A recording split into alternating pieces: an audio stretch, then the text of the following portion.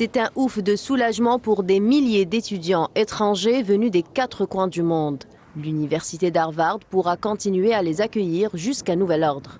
Une décision de justice vient de suspendre temporairement l'interdiction par l'administration Trump d'inscrire des étudiants étrangers à Harvard.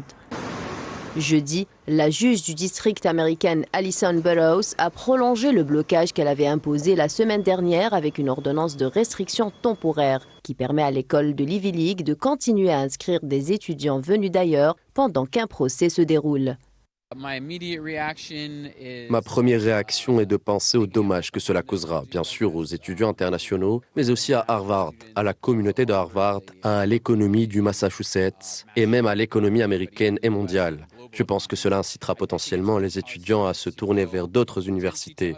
Mais cela pourrait aussi créer une situation où Trump ne s'en prendrait pas seulement à Harvard, mais aussi à Columbia et d'autres universités de l'Ivy League. Cette directive migratoire vise à restreindre les visas étudiants si les cours étaient entièrement en ligne. Une mesure contestée par plusieurs universités, notamment Harvard, qui ont rapidement saisi la justice.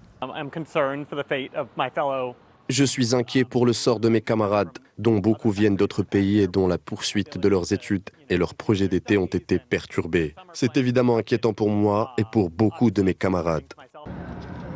Avant l'audience de jeudi, le ministère américain de la Justice a soumis une notification au tribunal. Ce document daté du 28 mai a été transmis par le ministère de la Sécurité intérieure à Harvard. La notification précisait que l'administration Trump donnerait à Harvard 30 jours pour contester cette politique.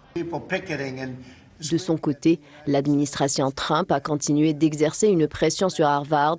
Mercredi, le locataire de la Maison-Blanche a déclaré que la proportion d'étudiants étrangers à Harvard devrait être limitée à environ 15%. Même si cette suspension n'est que temporaire, elle permet un peu de répit. Les universités espèrent maintenant une décision définitive favorable pour la prochaine rentrée.